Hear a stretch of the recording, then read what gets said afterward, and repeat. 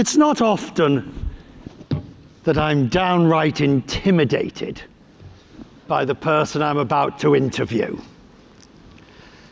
Kristalina Georgieva, easy for lunch. But SRK is a legend, aren't you? You're being very sweet, Richard. Like I told you, I'm not a legend. I'm Bond, James Bond. I told you that at the backstage. Yeah. Say that again, go on. What's your name? Bond, James Bond.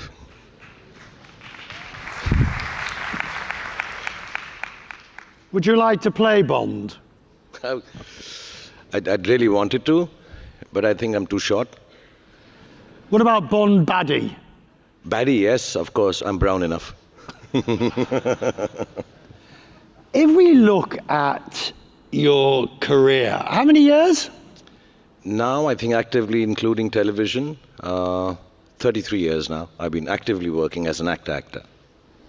But to have reached the level of stardom that you have reached, and for the length of time, is quite an achievement. It's more than that, it's a huge achievement. But it speaks to more than just, obviously, the raw talent, but it also speaks to perseverance, the ability to keep going, which is something that's so crucial.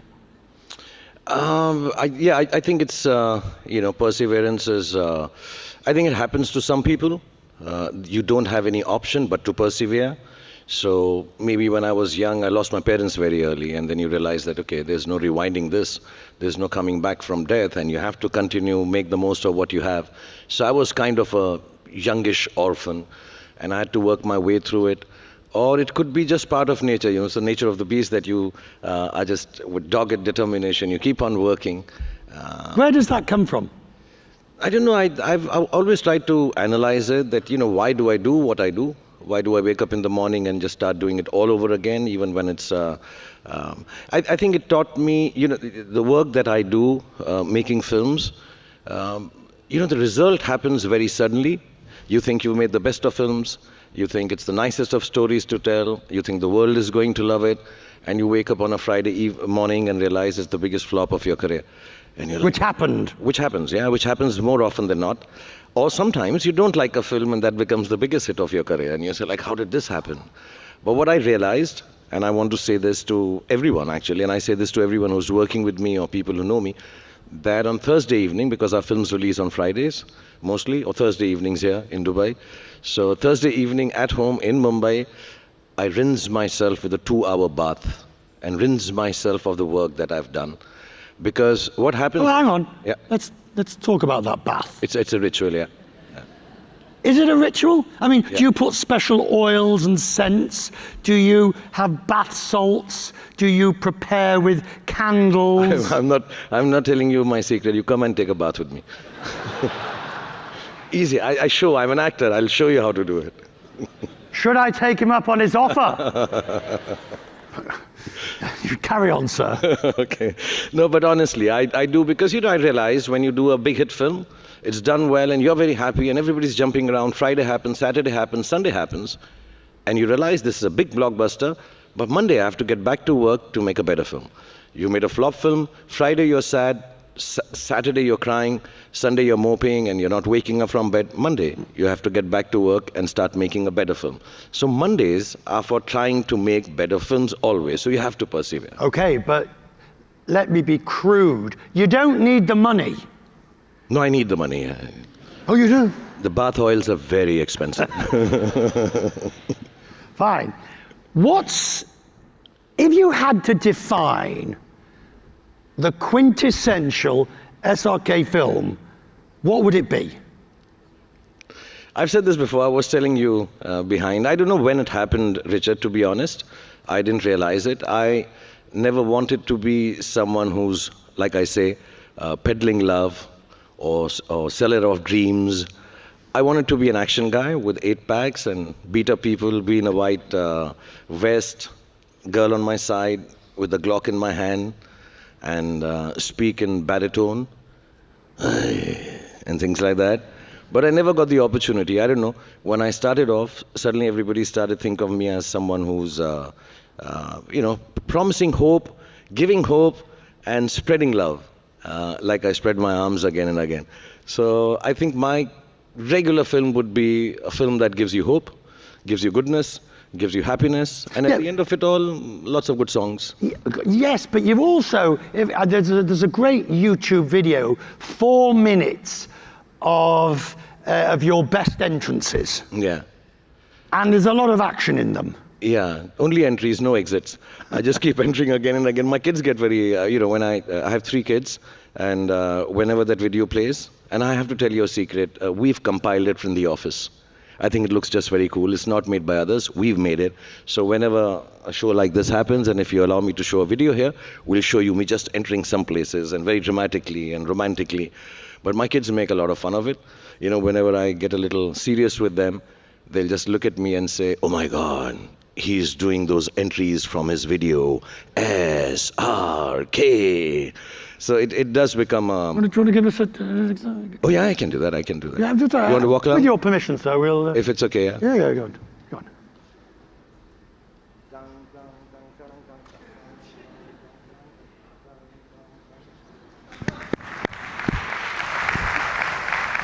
Is there something you would not do? On screen? On screen, I don't know, I wouldn't be... I'd like to give hope in my films. The stories that I tell, I hope they end with hope. I know I've done some really sad films also. I've done films which are tragedies. But somewhere down the line, I just hope that I can give hope in films. So I don't like to give hopeless cinema or hopeless stories, because I think in life and in businesses and in jobs and world, there's enough sadness.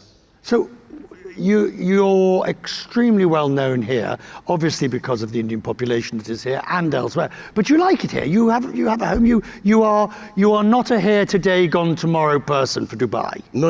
I spend a lot of time here. I have a beautiful house which has been given to me by Nakhil, and it's one of the nicest places in the world because nobody troubles me. And His Excellency, the Prime Minister, also just told me that he stays next to it. So the next New Year party is with him. He's a good neighbor, but it's really nice. I really enjoy being in Dubai. I really love being here. And you find the juxtaposition with going back to Mumbai? No, this is very easy. It's just 2.5 hours away. Right. So I keep dropping in. We come with the kids, and there's so much to do here. I'm sounding like the tourist ambassador of Dubai suddenly, right? Everybody asks about crossover, and I'm no different. Because the more I researched you, the more I wondered. I mean, all right, supposedly 2011 DiCaprio never happened. Supposedly, allegedly, Slumdog Millionaire you turned down, allegedly. Why hasn't the crossover taken place?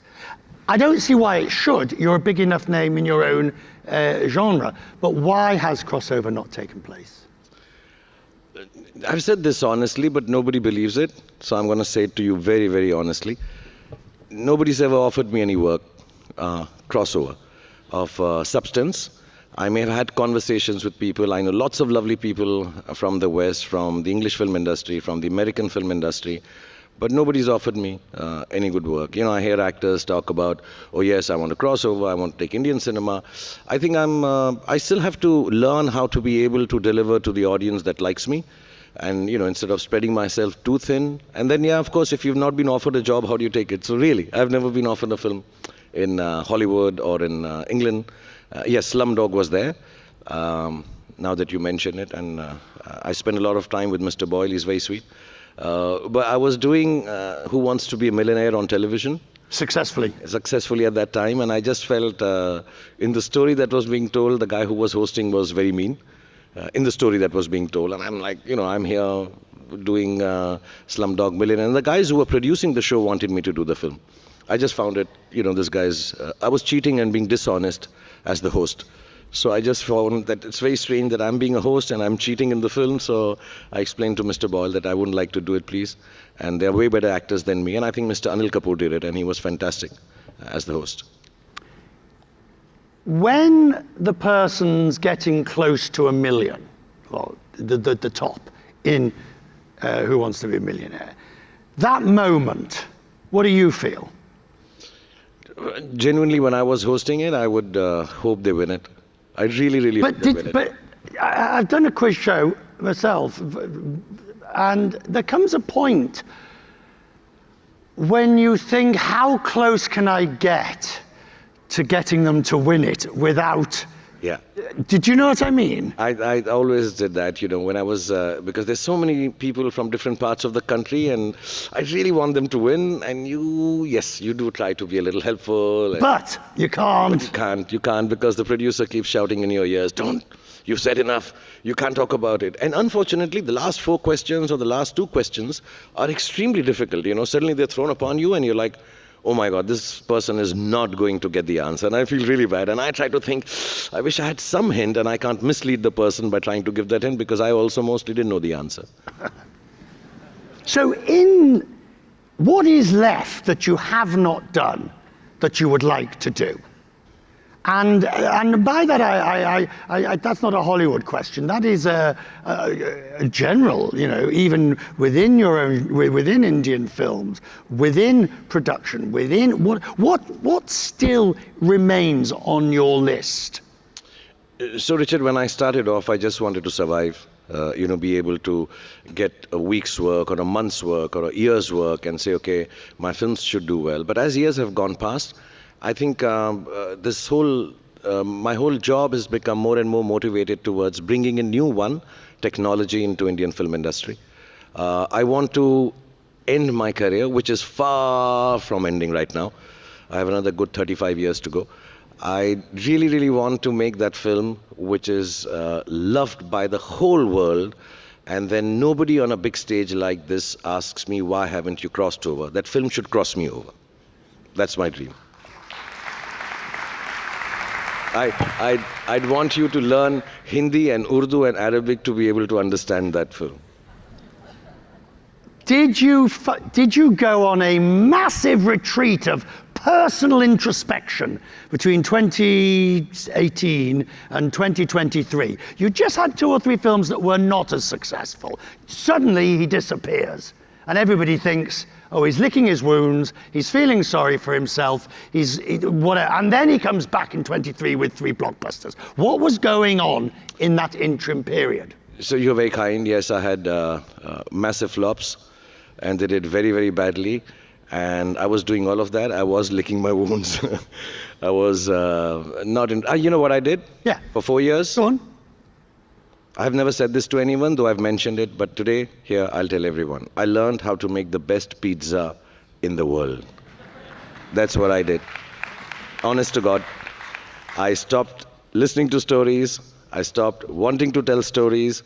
I found myself and made myself a small kitchen, and I started learning how to make pizzas. And I learned what you asked me right to begin with, perseverance. Because to get the perfect pizza, it takes millions of square pizzas before you're able to make it completely round. So I learned perseverance, and I will make the best pizza in the world. Can you? No. I'm working on it. Next 4 years, when you don't see me. But was it a difficult moment when your wife and your family and everybody said, will you stop making pizza? Go back to work. Was it difficult to know now is the time to go back? Yeah, actually, there was always a toss-up. I was very glad my family didn't tell me, listen, your pizzas are better than your films, stop making films. So I was glad they turned around and said, no, as good as your pizza is, I think your films are better. They were very encouraging, especially my children, my team, some of them are sitting here, and they said, okay, what you're going to do is tell stories. And I had become indulgent. I'd started becoming too innovative. I was looking for perfection, and I started failing. I needed to look for excellent, I needed to be unique, but I needed to look at the audience, what they want, and I'd stopped hearing the crowds. I used to go where there are thousands and lakhs of people waving at me, but I wouldn't hear or feel what they wanted to see of me. I was going there and waving, and I'm saying, whatever I make, I'll be innovative. So I did a film about a vertically challenged guy. I did a film about a manic, psychopathic fan. And I'm like, no, people just like to see me giving hope and happiness and love. So let's get back to that. And as a result, the movies that you came back to make, and there were 3 of them last year, were huge successes. Therefore, that introspection clearly worked. That clearly did the trick. Yes, mashallah. I think it just helped me realize that whatever you do, you have to do for the people or your consumers or your audiences. And yeah, it also made me realize one very main thing, that don't forget to pray. You have to pray and you have to get back to work. Sir, I'm going to leave you with one. I'm sorry, I've forgotten. What was your name again? Your name is? Bond. James Bond. He's available for the offers. Thank you, sir. Thank you so much, everyone, for that.